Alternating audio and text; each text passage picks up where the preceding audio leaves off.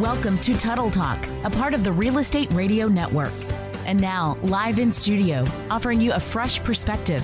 He's your local real estate and finance expert. He's part of the Common Sense Party, and he's committed to teaching you how to win in any market. Your host, Andy Tuttle. Good afternoon and welcome to Tuttle Talk on the Real Estate Radio Network, where we teach you what the rich and the banks do, not what they tell you to do, and where we dispel the misconceptions of financial wellness and the local real estate market and show you how following a few key principles really can free you up to focus on the other important areas of your life, like your friends, your family, and the community. It's the most important hour of radio every Sunday, 3 p.m. right here on 660 a.m. The Answer. I am your host, Andy Tuttle, here in the great state of Texas.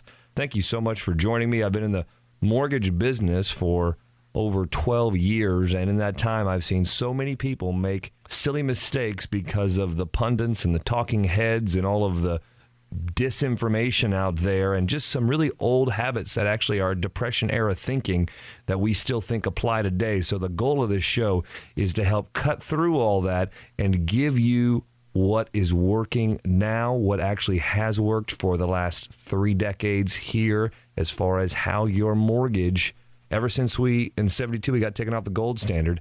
Ever since that time, there's been a new way that you need to be thinking about this. And so what I want to give you every week is financial advisors, financial professionals, real estate professionals that can show you the best decisions to make for you and your family so that you can have a prosperous future. And it's so critical that we think this way right now because we've got the lowest rates in our history and the highest foreclosure rates. We have more people. We still have a higher unemployment than we need. We're just getting more used to it, kind of like you just get used to hot water as you get in there. But there are, after you're in it for a few minutes. And so what we want to do is make sure that you're aware of some of these things. Less than 5%, for example, less than 5% of Americans have a will or trust or some kind of probate avoidance in their life. And if you're James Gandolfini and you had a $72 million estate, you paid, and he did pay $30 million. And he, with one extra page and some extra verbiage in that will, could have been all avoided. $30 million mistake there. Now, you may not have that mistake, but you've got relative yes, you have smaller mistakes that are, for you, going to be similar in proportion amount to your wealth that you can save in taxes by listening to certain things and taking certain steps. And I want to show you those steps, and that's why I bring great guys like John Allen, owner of Texas Community Insurance, with us here today. Hey, John. Thank you. Yeah, so happy to have you here. Well, glad to be back. Yeah, I'm glad you've been back, man. I missed you. Missed that other good radio voice. I'm out getting more experience so I can share with our listeners. Yeah, that's what it is, buddy. Word on the street. No, you really are, and it's good for you to be here. Today on the show, how the government shutdown affected homebuyers all across America this week. How the Treasury just made $1.2 billion that I'm sure they'll spend perfectly well. I'm sure that won't go to waste at all. Also, stealth inflation? Well, what about stealth insurance-flation? Right, John? Or the shrinking value of your insurance policy, maybe. I think I like stealth insurance-flation better. I think we'll use that. Stealthflation? Stealthflation. That doesn't work. We already have that. Stealth inflation. Anyway, find out a quick way to see how much you can afford on your home. A real quick, easy way you can do it on the go. Find out how much you can afford. Also, we're going to speak to a special guest today, a business coach extraordinaire, Ron Bordelon. More about him in a minute. And then we'll get to our wonderful segment, More Cool Tech with Brian Moore. So excited. You better have another good one today, buddy. I think I do. I think you'll like this. I like that lead up there. That was pretty nice. Oh, nice. I like that. So it's like, 90% of the time, Brian brings something cool, but this one time, boy, did he. I'm not letting him hear the end of that one. No. What a bad gig. But don't worry. I'm confident that you are going to come through today. Remember, when you have a question, you want to reach out to us, you can do so. Brian, do we have that new Google Voice number set up so we can use that? Yes, we do. Okay, so here's the deal. Got a good number, so it helps you be more interactive with us and help us respond to you quicker. You can call us now, 469-319-0660. Oh, you like that? 469-319-0660. 0660. And now we have that number for you to call or text. So we don't have to give out two numbers. That was getting really annoying for our listeners and for me personally. So now that way when you have something, you can text us and call us at the same number, 469-319-0660. You can also become a fan on Facebook. Just look us up on Tuttle Talk. And you can catch all shows at andytuttle.com, or you can listen to this one on your 660 AM The Answer app if you'd like to as well. Okay. John, did you hear about this thing? Happened this week. So many things happened this week, but for some reason we're going to talk about the government shutdown. Don't worry. But did you hear about the bike, the motorcycle and the Range Rover? Yeah, I saw it on the news actually, and I was kind of surprised that they actually had it videoed. Yeah, they had that guy, I guess a biker, had a helmet cam. So this, I don't know, we don't know the pre-story, but I'll give you the story that I got, John. You can fill in the gaps. But the video that I saw, basically there were a ton of bikers. It's in Manhattan. This is probably at least 100 strong. And it's not like a biker club like Harley's. This is sport bikes. So like 100 sport bikes. And then and they're just crowded through these streets, and then a Range Rover ends up bumping one of them. I mean, they're just surrounded. There's like a swarm of bikes, and one guy a biker looks to his left, and all of a sudden he gets a little bump by a Range Rover, right, John? Now, something was going on that provoked it, but the guy on the bike slowed down quicker than the guy in the SUV could stop. Right. And then they came to a stop, and that's kind of where the video starts.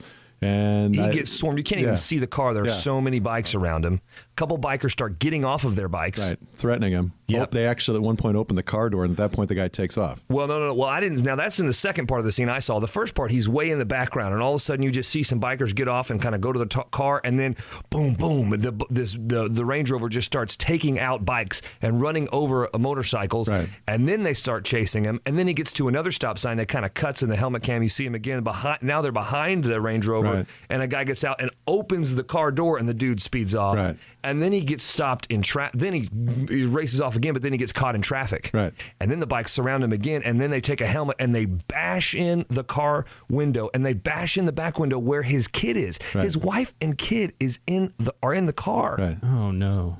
And then the camera stops, and they get him out of the car, and they beat him silly, and he ends up in the hospital. Okay, see, I didn't know that. Okay, so how do you know that happened? It's in the news reports. I mean, I didn't see it. They didn't show that. I don't know that we need to see that. But, 100%. Well, I thought that from what I said, they said the video stopped, like the guy stopped rolling. Right. Yeah. Like we're not going to show this. That's a convenient place to cut. They knew it was going to happen. Right.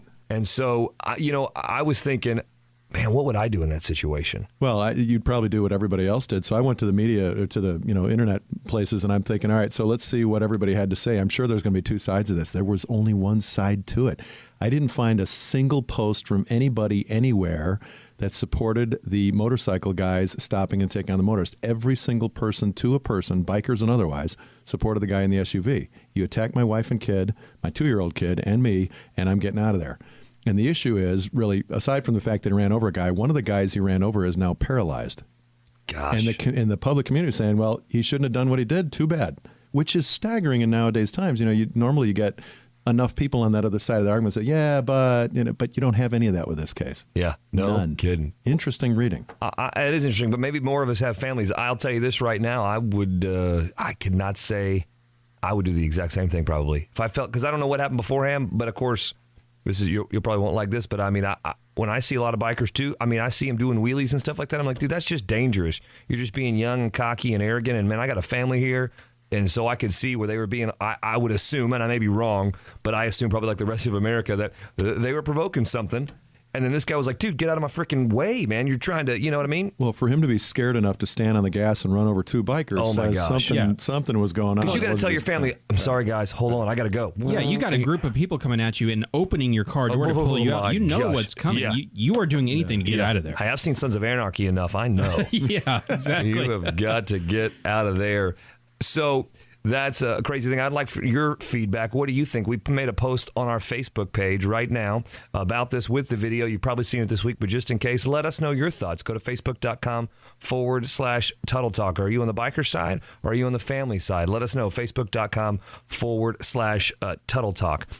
So, coming up, we're going to get into the government shutdown. We are going to talk with John Allen a little bit more about how stealth inflation and insurance have something in common right now. What's going on with that? Of course, we are going to also talk about how the Treasury just got a $1.2 billion bonus. And then we'll get with our special guest, Ron Bordelon. So stay with us.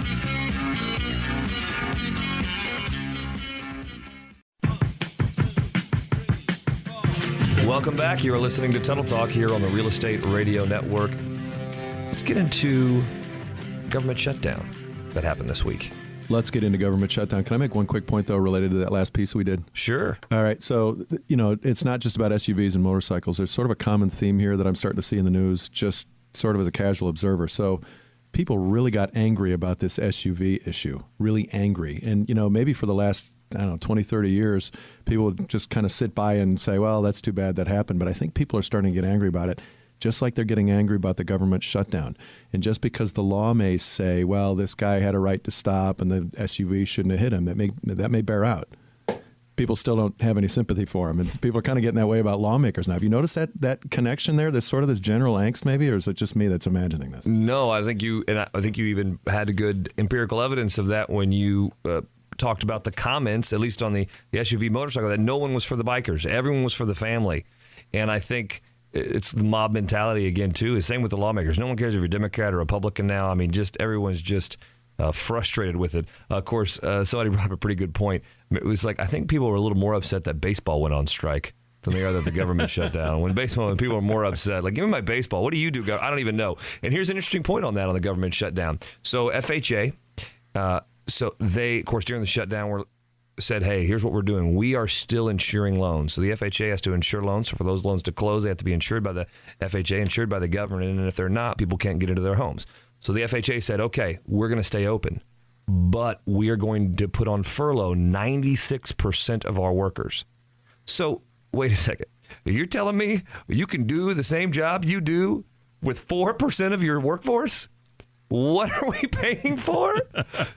How many other branches of government can get on with 4% of the workforce? Do you know what I mean? Probably most of them really could. It's just they don't really want to bear that out because they don't have to wear that after that's all done. Oh, my gosh. So here we are. So there's on one hand, and I got to tie this in. So here's the one. On the one hand, you got the government, the FHA, and there's a ton of other branches of government that could do this, getting by with 4% of their workers.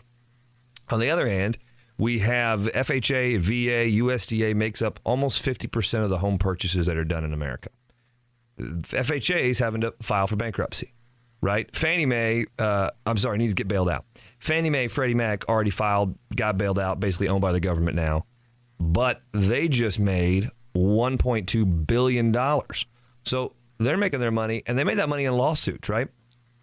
So Chase had to pay them $378 million because Fannie Mae sued him for some loans. It's going back for this financial crisis. Hey, you said these loans were A, paper. You said they were clean. Well, you had all this other junk in there. Finally, they're getting through it. You owe us $380 million. Chase says fine. Wells Fargo just paid out $780 million. And so a total of a little under $1.2 billion. Here's the catch, though. Goes straight to the Treasury. Goes straight to the government. And so they just made $1.2 billion.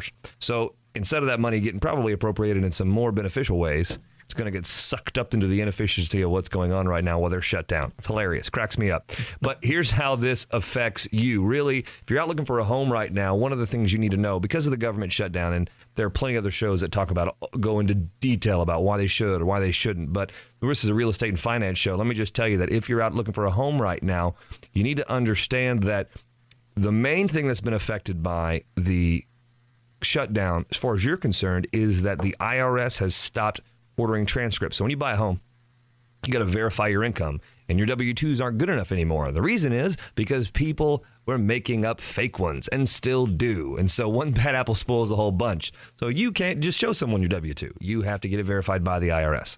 But they're not doing that right now. So be aware that if you have a closing coming up, and typically that's done after you get a contract. Typically, that's done within the last couple of weeks of closing. So you may have a closing coming up next week that your lender may have ordered your transcripts, verification that, of your W-2s direct from the IRS or your tax returns, whatever. And that may not be happening. So that may put you behind. So call your lender and make sure that they have some kind of an exception policy. Now, here at Rim & Elite, we do have that exception policy so that even if those aren't getting, even if those are behind, because now they're going to be super behind, that we have an exception policy to still let your loan close and fund. But you need to make sure that your lender has that, because if they don't, you could be in trouble, or you need to talk to your realtor, talk to the seller. If you are the seller, talk to the buyer, make sure they have this, because you don't want to make moving plans or get a moving truck or be moving out of your house expecting the buyer to move in when it's not going to happen. So just be aware of that and make those calls, okay? So that's one main thing that you need to be focused on as far as it relates to the shutdown. John, was that pretty clear? I got it. Okay, good. If you get it, then I know our listeners will get it. Uh-oh. Uh-oh. You are We're going to talk insurance in a minute. We're going to flip this around. You are my litmus test, buddy. You're listening to Tuttle Talk here on the Real Estate Radio Network. Remember, if you have any questions, if you have questions about your loan closing, or you're concerned, or maybe you missed half of that conversation just now, and you want to find out more, just text the word IRS. Doesn't that sound interesting? Text IRS to 469-319-0660.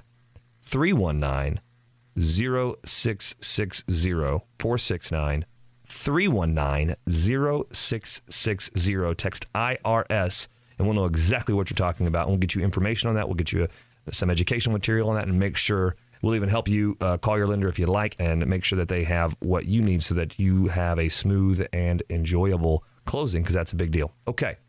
John Allen, owner of Texas Community Insurance here, talking about some stealth inflation. We all know is when certain things happen and you get a reduction in product, but maybe in some cases it's similar packaging. So like, for instance, chips. You have the same bag, but you have half as many chips. Stealth inflation. Well, somehow John here is going to make that connection to insurance, and I'm very, very curious how you're going to do that. He's looking at me like, man, what kind of a setup is that? Why do you look at me like I'm Houdini or something? Now get out. Get your are your handcuffs on? My handcuffs are on. Perfect. He's hanging upside down in the studio right now. I am. Normally I can fly, but not now. No, the problem is I start explaining insurance, and since I do it all the time, it's clear as day to me. But I get 5 words into a sentence, and I can hear people's eyes rolling back in their head on the other side of the phone, right? So I'm trying to find a way to explain what's happening in insurance-ese in layman's terms. And the message is packaging. Think about it. You buy those little snack-sized chips that you may send with the kids to school, right? You buy that little bag. And I remember when they first came out, they were reasonably puffy and kind of full of chips maybe, but now you get them, and it's like somebody sucked all the air out of it, and you open it, and there's 3 chips in the bottom, and you're thinking, what did that look like when they packaged it? Was it really full and it just settled with 3 chips, or did it... I can't really believe that's the case. And so what's happening in essence is they're giving you less product in the same packaging, right? And it could be chips, could be anything. And just think about a lot of different areas in your life. Toilet paper rolls. We know that those have less toilet paper on them now. For those of you that have the time to count all those squares, yes, that might be the case too. That's what I look at. Look at Kleenex packaging. How many Kleenexes am I actually getting, especially in the allergy season? I need to know. That's a bit more granular. About 250, right? Most people don't go quite there, but insurance really works the same way. How does it manifest itself in insurance? Well, on your homeowner's policy. Most people have a 1% deductible on wind hail, right? So if a windstorm comes along and hurts your roof, you have a 1% of your dwelling value deductible. A lot of carriers now are going to 1.5%. Did you know that? So you're getting less value for your package. A lot of times they're taking the replacement cost value on the roof from 20 years down to 7 years. You're getting less value for what you're paying. And at the same time, your premiums are the same or going up. So the key is, with a consumer package, you can see it. You look at it and you go, wait a minute, that's not the same. Are you looking at your insurance to see whether or not you're getting the same value? And if you're not, are you at least talking about it to understand what other trade-offs might be there so you get value out of what you're doing? So wait a second. So if I'm like most people, man, I'm looking at the insurance, like where do you even start? Because there's so much paperwork to go through, and you're looking at all this. And so what's the best thing for someone to do? What are the first things that they should look at? What are some of the highlights? I would look at your deductibles. I would look at your replacement cost. Make sure you have water endorsements. But talk to somebody that you feel like can explain it to you, and they're not talking over your head. So in other words, let's say sometimes most of the time you have a 1% deductible. Right. Most of the time. Right. And if you're saying it may go up to 1.5. Right. And you need to look for that. Easy math, though. If you have a $300,000 house, 1% deductible is $3,000. If you take it to 1.5%, now you're out $4,500 if you have a claim. That's a $1,500 impact if you have a claim. That's a big difference. Okay, that is a big difference. A 50% difference. Yeah. Okay. So that costs you a lot of extra money. Can cost you a lot of extra money. You don't necessarily know that because you don't think it's going to happen to you. So what if they call you to have you help them go over that if they don't know their insurance agent? You can do agent? that. Let me do the roof example, though. Let's say they take it from replacement to ACV. Remember the ACV argument? Yeah, the actual cash value. Right. Real quick, give them a reminder. You're paying ACV, means actual cash value. That means they depreciate your roof. That means you pay for it yourself, in essence. That's right. So if they shorten that timeline, if they take it from 20 years to 7 years, you've got a replacement roof that you have to replace on your own now. So you have an insurance 1 year, you think you're good. If something happens to your roof, you're okay. But then all of a sudden, the next year they change that on you, and now you're having to put money out because they say, well, the value of the roof isn't this anymore. It's not $10,000, it's $5,000. So that's all we're going to cover a percentage of. You got to come up with the rest. The message is you don't have to become an expert necessarily, but you do need to know to look for somebody that can help you walk through it. That's all. That's the takeaway. All right. If you want someone to help you walk through it, first of all, John Helens helped me. He does my own personal insurance, and he does just a large percentage of our clients actually work with John. And so we know he does great work. That's why I have him on this show, is because he knows what he's talking about. He's been at the game a long time. If you want someone you can trust, someone to look over your current policy, but maybe you're curious if you're getting the best coverage and the best competitive rates, because I'll tell you what, this guy, he blows it out of the water on that. But more importantly, he makes sure you're covered correctly. If you are interested in finding out if that could work for you, text the word insurance. The word insurance. I'm having fun with this number today, buddy. To 469-319-0660. 469-319-0660. Text the word insurance. We're going to get you some information to find out if you could save money and that you're properly covered on your policy. So we'd love to help you out with that. Call us there. Coming up, we're going to get with Ron Bordelon. He's a business coach at Engauge. It's his company. And your company, Ron? Engauge, right? That's your company. That's right. Okay. So way over there from the cheap seats, I'm making him holler back in. Engauge is his company. And you know how right now you're like, man, 5 years ago I had it all together. I had my marketing and my sales and my employees and my team building, and I knew what to do. But now it's hard to keep everything together. Well, this is what this guy has done for the last 18 years, is help people keep it together in whatever market is going on. So you've got to hear from him next.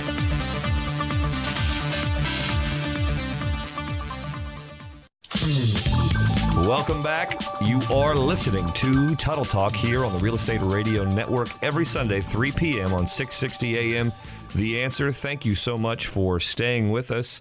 We are here now in this segment with Mr. Ron Bordelon of Engauge. It's his company. He's a business coach. It's a coaching company.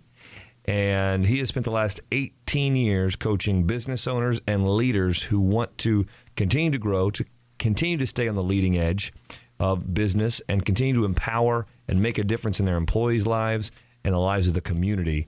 And he's with us here today. Ron, thank you so much for joining us. It's great to be here. Glad to have you, and I'm looking forward to your insight, and I know my listeners are. So, guys, I know we have a lot of business owners that listen to this show, a lot of just successful financial and service professionals that either have teams or want to grow a team. And this type of material is very good for you, too. And, when we talk about financial wellness, well, one of those ways to increase your financial wellness is to be better at your business and generate more profit for yourself. But there's certain ways to do that, and there's probably certain ways not to if you want to leave a legacy. Would you agree with that, Ron? Absolutely. Absolutely. And so Ron here has been doing this, again, 18 years. Ron, how did you get into the business of coaching? Well, I had a traditional financial background through the Big Six, and later as treasurer of the Trammell Crow Company. And along the way, people kept talking about my dealing with the relationship side of business as well. So after the real estate crunch in the late 80s, I went out on my own and blended together two facets that rarely get mixed, and that is the finance side and the people side. Mm-hmm. And I see them as one, and I think that's critical for business success.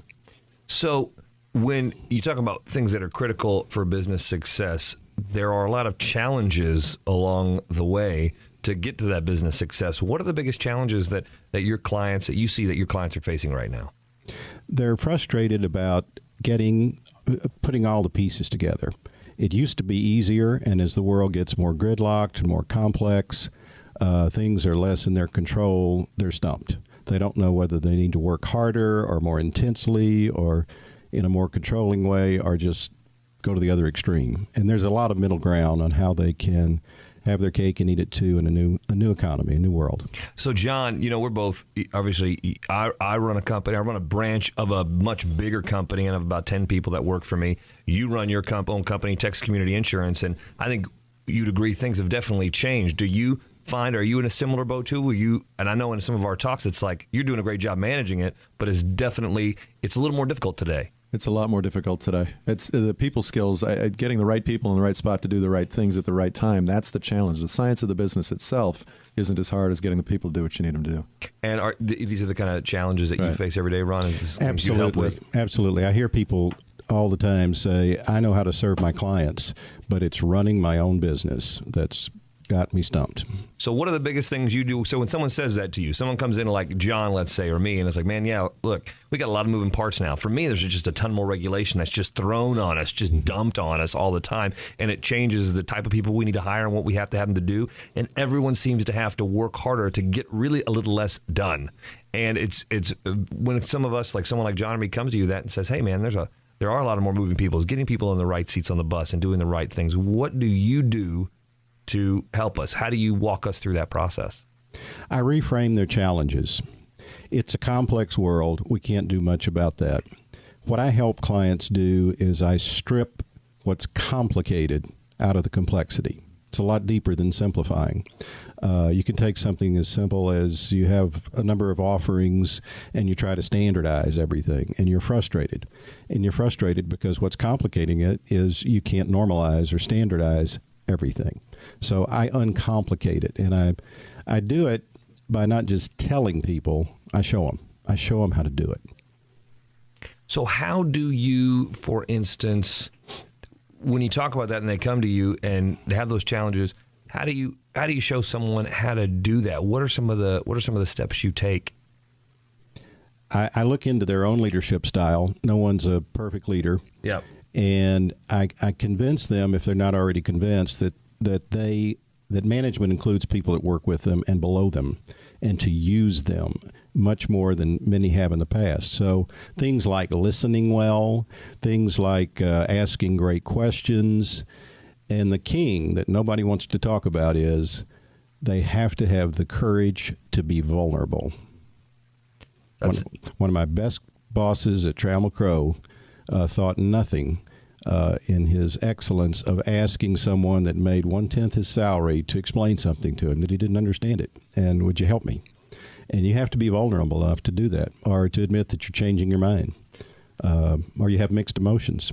Why do you think that leaders have, and managers and business owners have such a problem being vulnerable?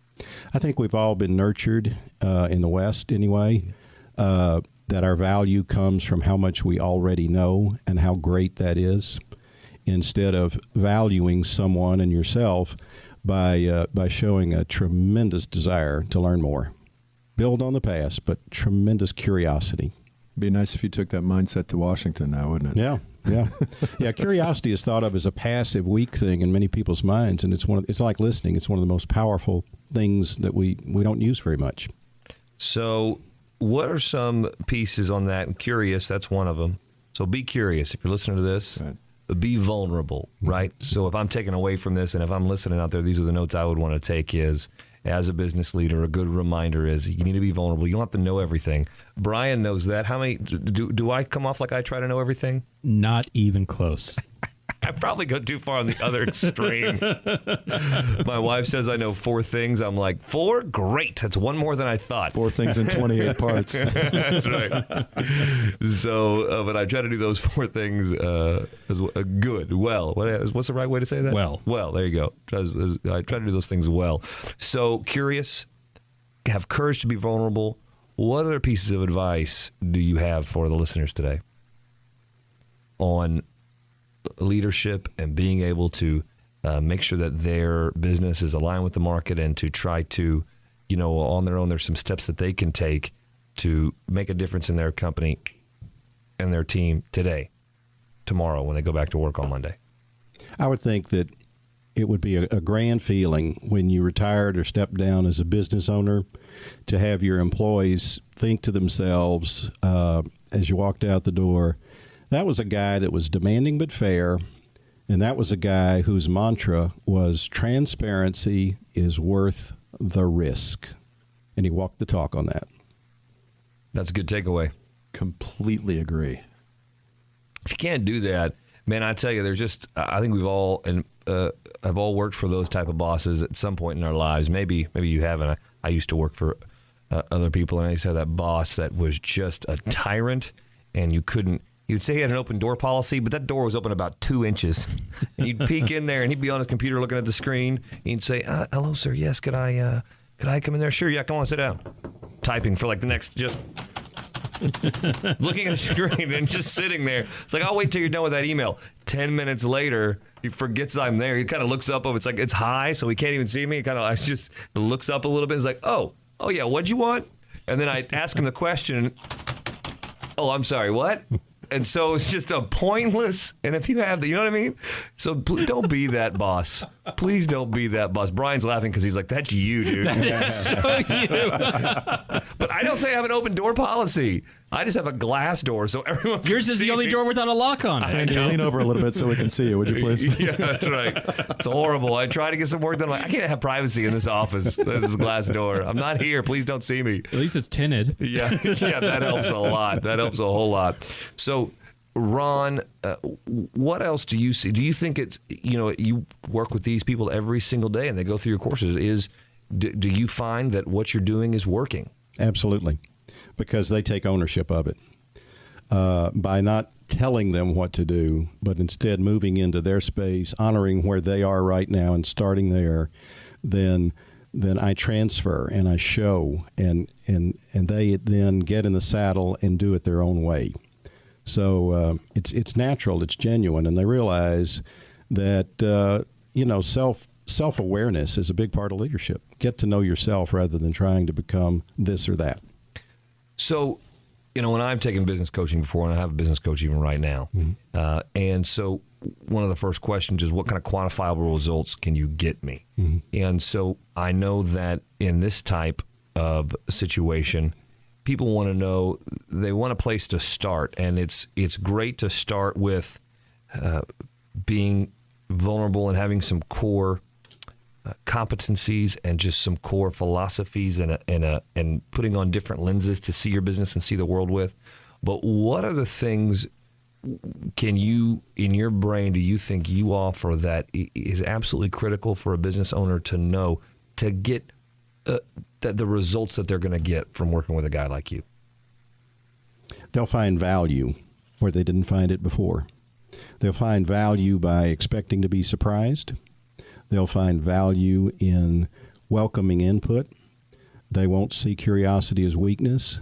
And as far as quantifying, that's always a tricky thing. And the way I answer that is when we're through on a scale of 1 to 10 or whatever, you will rate highly these kind of things. I'm more impactful. I have a calmer confidence. I don't perform. I express who I am. And I'm a facilitator who brings out the best in everybody. So collectively, we're doing a heck of a lot more, getting a lot more done, and finding unforeseen value. That's the key. Be a kid. Be curious. Expect to be surprised every day. I like that. Guys, you got to expect to be surprised by your people. If you're not, they're probably inhibiting their creativity and their ability to be the best they can be. And that's the business you really should be in, connecting and helping people achieve their maximum potential. And therefore, your business will and your life will. That doesn't just go for business. It also goes for your other relationships. Find people doing something right, and you'll help them the best, and you'll become the better person that you can be. Ron has a great topic on your website called Shift. If you want to find out about that and find out how to make a shift, a powerful shift in your business, text the word shift to 469-319-0660.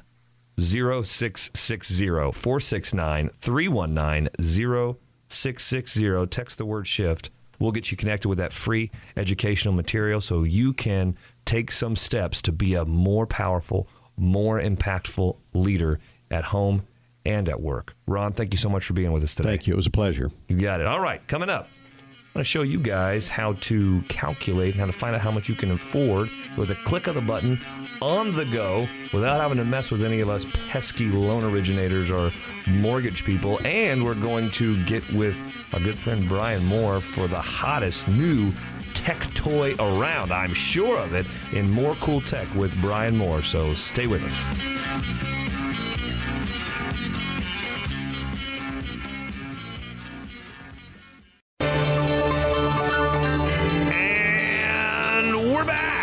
Welcome back to Tuttle Talk here on the Real Estate Radio Network. Remember, if you want to reach out to us, get connected with us, you can do so at andytuttle.com. You can get all past shows there. You can get tips on how to buy right in this market. You can get all of the different segments from The Word on Wealth to Mortgage Matters to Real-Time Real Estate. Anything that you want, we'll have it there. You can also connect with us on Facebook if you go to search up Tuttle Talk. So do all those things, or you can always call us, 469-319-0660, 469-319-0660. We'll be there to answer your questions, connect you with the right professionals to help you in your specific situation. I told you earlier in the show that I was going to give you a cool way to find out how to find out what you can afford. Because, sometimes, Brian, you're here. I am. It's good. So, sometimes you're out there looking for a home, and here's what happens with people. I'll tell you, every time people want to go look for a home, they maybe get approved for $140,000 or $150,000 or $200,000 or whatever it is, but then they inevitably find a home that's another $20,000 or $50,000 more, and they really love that. They want it bad. They want it bad, right? It's always all of us, right? Champagne tastes on a beer budget kind of a deal. Yeah. No matter what level you're at. Or sometimes, you're out there and you may be renting right now, like you rent, Brian. I do. A nice little place. You got a nice little place down there. Thank you. I like that. Thank you. But sometimes you're out there and you see a house, like, wow, I wonder how much that would cost me. Yeah. Right? And how much could I afford? How much house can I really afford? And there's mortgage calculators out there and stuff, but they don't calculate mortgage insurance into that deal. They don't put your taxes and insurance. You don't know everything. Yeah. A lot of those, you have to know the rates beforehand when you're plugging in the numbers. And it's like, I don't know. But it's still important to have some information on the go. And so what we've done in what a great company called Mortgage Coach has done, owned by Dave Savage in the industry. He has been a leader in the industry for almost 3 decades. And he created this company, Mortgage Coach. And one of the things they've done recently is added a mobile app. So if you go to your iPhone or your Android and you go to your app store, you can download the Mortgage Coach app, and you basically can get some of these very advanced analysis on your phone. So on the go, you can have different analysis for different price points, or if you want something, you can contact your loan originator through that app, and or you can contact me through that app now, I guess, really, and that we can pull up an analysis for you there on the spot, which is kind of nice, and you can have it while you're in the car. So if you are, let's say let's do this for renters right now. So if you're renting your home, you're renting right now and you're curious to how much you could afford, here's what I want you to do.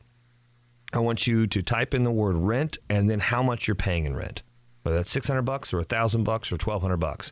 And we will create for you a rent to own analysis. We'll compare what you're renting now and what it costs to own a home and what the difference is in that for you over the next 5 years and over the next 10 years. So that you can see the type of wealth that you can create with a home in today's market with today's interest rates. Because remember, tomorrow's buying power is going to be about $20,000 to $35,000 less just within the next 12 to 18 months than it is today. So if you could buy a $200,000 home now, you're probably going to be able to afford about a $160,000 to $175,000 home just next year. Wow. So it's a major difference. It's a difference in neighborhoods. So it's a good idea for you to do that. So if you're curious, text the word rent with your amount of rent to 469-319-0660, 469-319-0660, and we'll get you that analysis because it's so much fun to see how much you can afford and what that difference is, and we'll get you that so you can have that with you on the go. It'll go right to your phone. Just download the app. Just download the Mortgage Coach app. It's the Edge, Mortgage Coach Edge, but I think you just downloaded Mortgage Coach as the app and you're there. And we'll put that in. It'll get right on your phone on the go whenever you need it. So that's a great thing, and I hope you find that valuable. Brian, More Cool Tech with Brian Moore. What do you have for us today, sir? I have a pretty cool app. I know you are doing some changes at your home, preparing for the little Tuttle Talk. Oh, yeah, man, it's done. The nursery is done, baby. Oh, nice. And, from what I've seen, looks great. I mean, well, your wife has great taste. Yeah, I'm sure you didn't pick anything out. I didn't do any of that. Nope. Just the gopher and the worker. But, some people, especially in today's market, they're looking at building a home. And so what if you had some input? You maybe wanted to throw in some design elements, say, well, what if I made this room this big? And how would it look if I put the furniture there? You know what? There's an app for that. Of course there is. It is called Home Design 3D. And they have a few different versions, whether you're on an iPhone or iOS device, an iPad, or Android. They got you covered. Even Windows Phone, they got that covered. The fun thing about it is you can really just draw out a room real quick by squeezing and pinching on your phone, hit the little 3D button, and fly right into the room and start planning out, I can put furniture there. These walls are going to be that color, and really get just a little representation of what you want your place to look like. So are you saying that, like, let's say we were thinking about buying a certain crib. We were thinking about buying a certain crib and a certain glider. We could put that.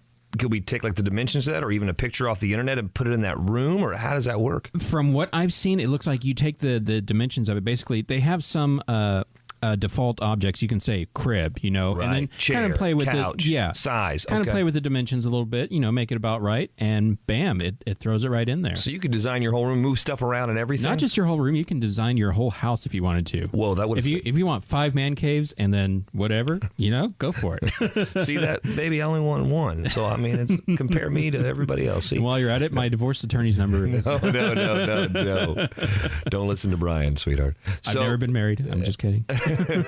So that is pretty fantastic. So if you want to kind of design your own, Beth's probably going to do this right now. You can download this and you can just mess around with it in your own design. And what's it called again? Home Design 3D.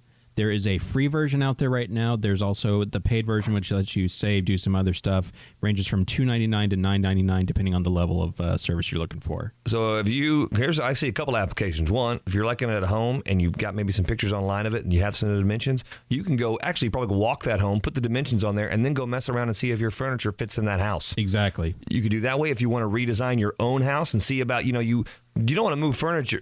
Don't move all the furniture and then find out. Just do it online, do it digital beforehand, and then you'll only move the furniture once. So that's the way to do it. Home Design 3D. Yes, sir. And Brian, that's a winner. Thanks, buddy. Thank you. All right.